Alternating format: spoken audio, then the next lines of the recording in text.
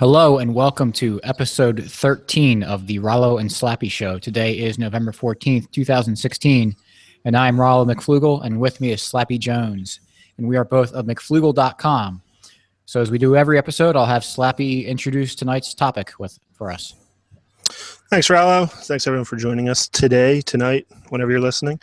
Today, we're going to talk about reaching out to the left. We had an election last week, surprising results.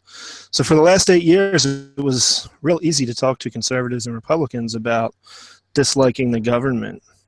Now we have a challenge because we're having a Republican in power, which should give us an opportunity to talk to the left. But they love government. So what do? There's been some emails. There's been some articles on our website. There's been, I know Katie Chaos also posted a video. Tom Wood sent out an email. Let's talk about it. What do you think, Rollo? Should we reach out to the left? Is this an opportunity, or should we just call them what they are? I think it's absolutely an opportunity.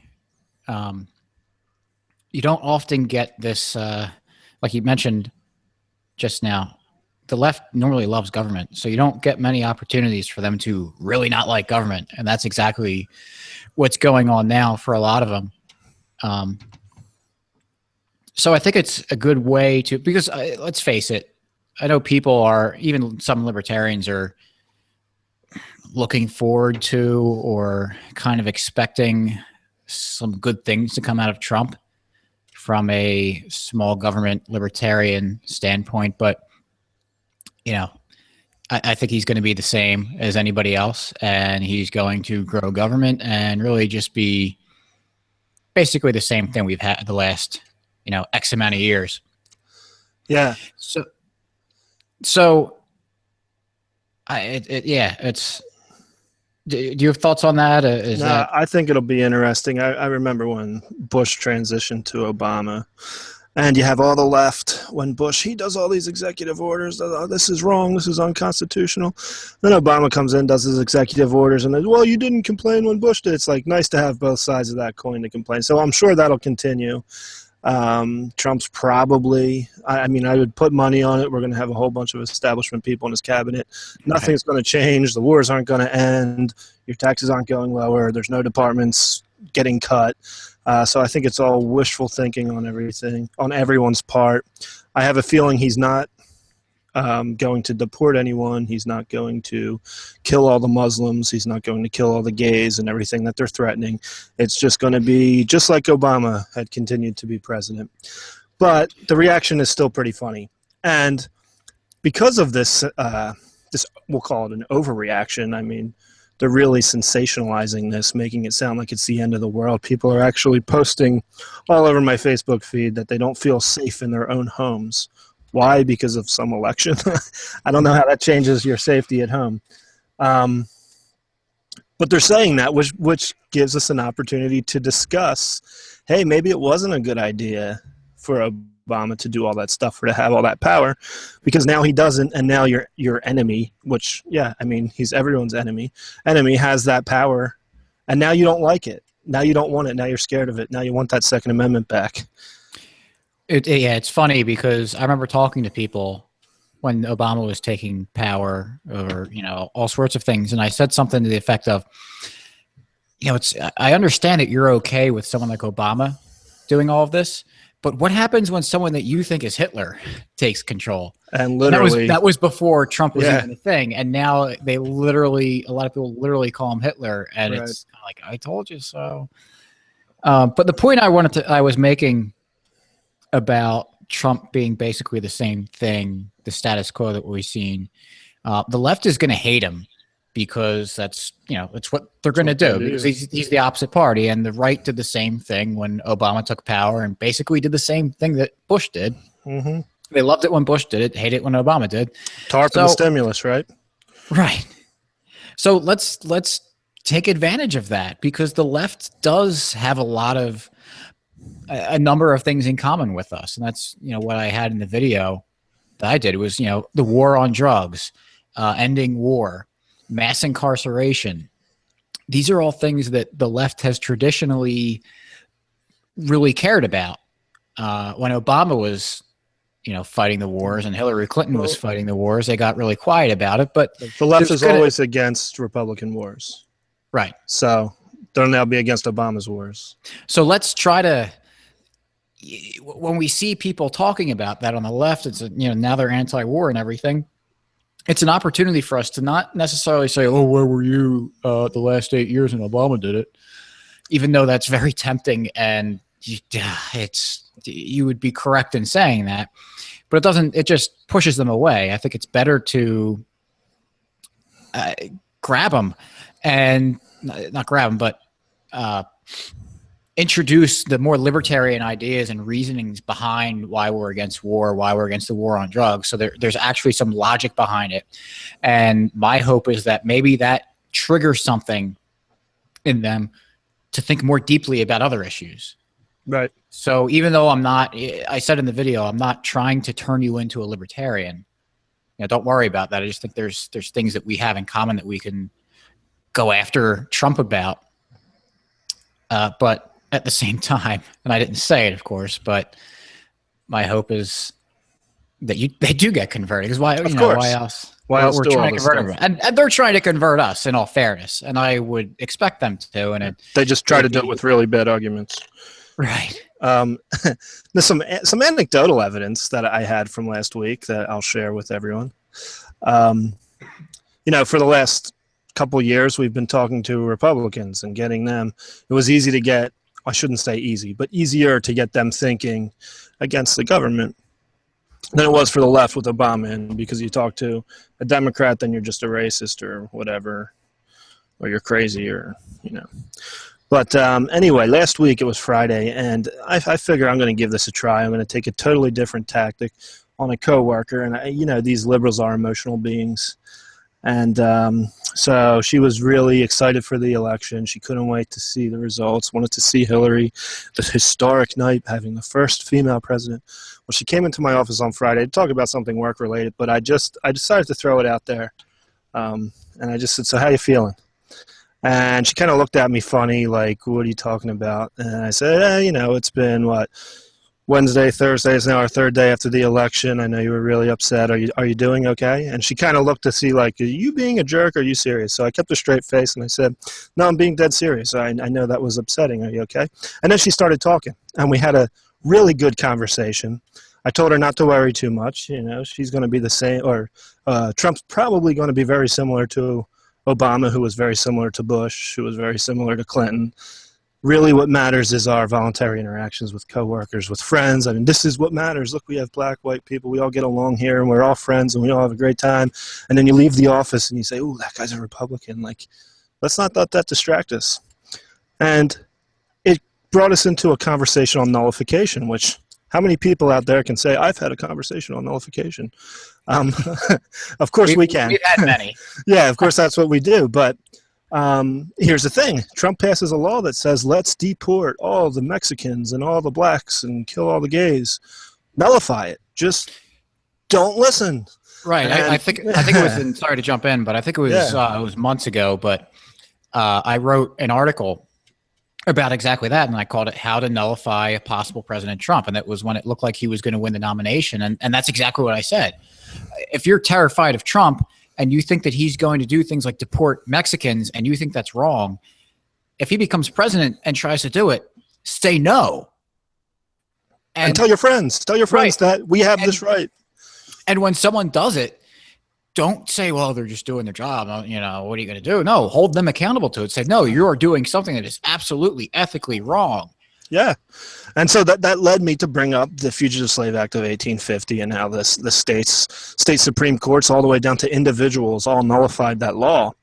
And I told her to look it up. I said, you don't have to believe me. Go Google it. Look it up. And she thanked me for the conversation. It was about 45 minutes long. She thanked me for the conversation. She said, it gives me a lot to think about. I'm sure it didn't change her. But, hey, I planted the seeds. Now she can't say she never heard these ideas. So now she has no excuse for being liberal. Yeah. No, and I think it's good that you brought up an anecdotal evidence, because I do think that each individual is different and you have to cater the message to each individual. And one of the problems I see with a lot of libertarians now is, especially when I posted that to that video I made reaching out to leftists on Reddit.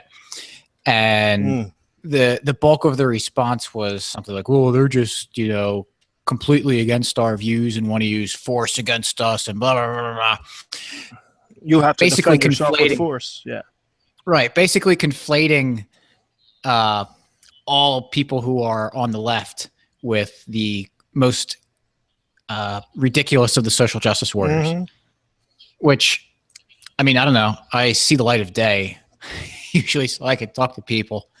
And most people are not like that. I think 99.9% of people think that if you presented them with the typical social justice warrior point of view, they would say that's absolutely crazy. Even if they were big Hillary supporters, you know, no one actually thinks that. And of course, Hillary Clinton doesn't think that way either. But I also want to make the point too, because you mentioned that you asked your coworker how she was feeling because you figured that she was upset. And I think not that it's, you know, I've seen it on social media too, that people are, I know I saw something, I think it was Eva Longoria. I saw a headline. I, you know, apologize here. I didn't read the article, but just looking at the pictures, right? Yeah. The headline said that she didn't leave her bed for 2 days after the election. Over a president. Wow. Right. You know, the rich, you know, she really understands the plight of the middle class, and you know, it was really hard, really tough for her because her life's really gonna be tough now. Yeah. But you know, that aside, I'm trying not to act like that towards people. Right. But I sent you a text today linking to an article about someone who got together some tips from her friends about how women of color are going to deal with the Trump presidency, or at least that he got elected. And I just want to read one of the responses.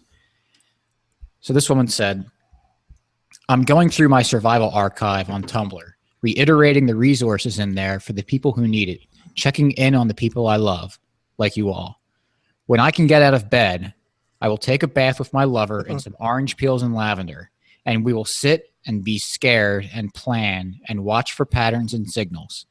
I'm making sure we both eat and drink water, small things. And I'm reading Martha Gellhorn's The Face of War and Baldwin in the Paris Review. Right.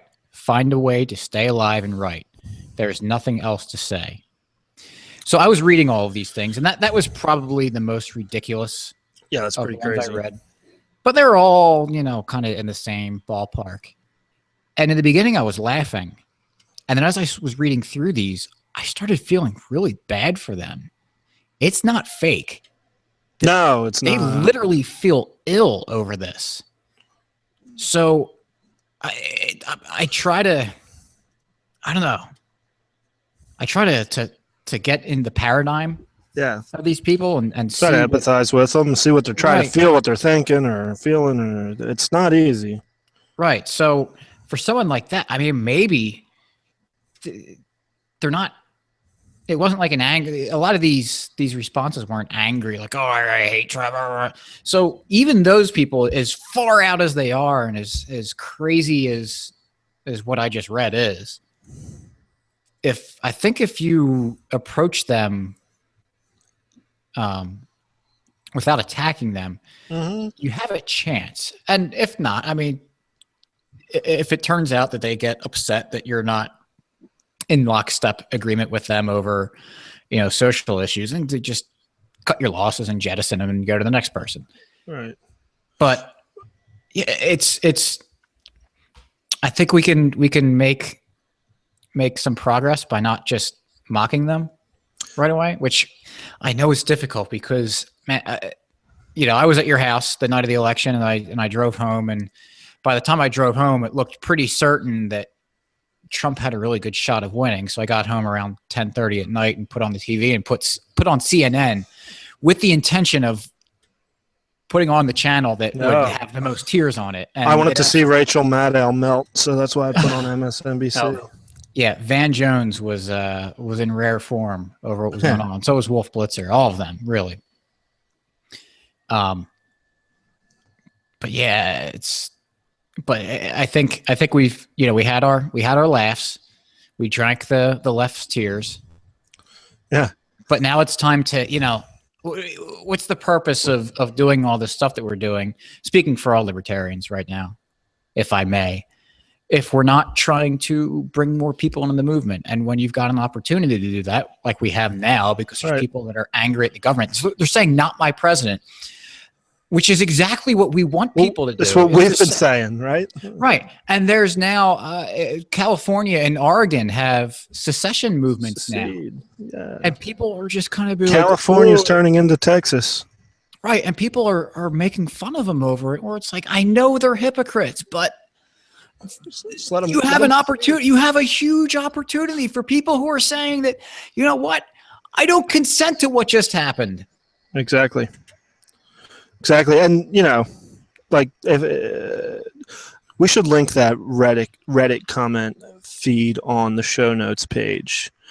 So you can see what people are saying. Tom Wood sent out an email. I'll just read a quick quote. Ever since the French Revolution, the birth of the left as we know it, the left, yes, with exceptions, has been about one thing: social reconstruction at the point of a gun, which is true when you're talking about intellectuals, because they've learned this stuff. They've read it. They know what they're trying to do, and they know the way they're going to do it. But your everyday Democrat, they don't think at all, much less think about how they're going to enforce this social justice. So, go back to the empathy.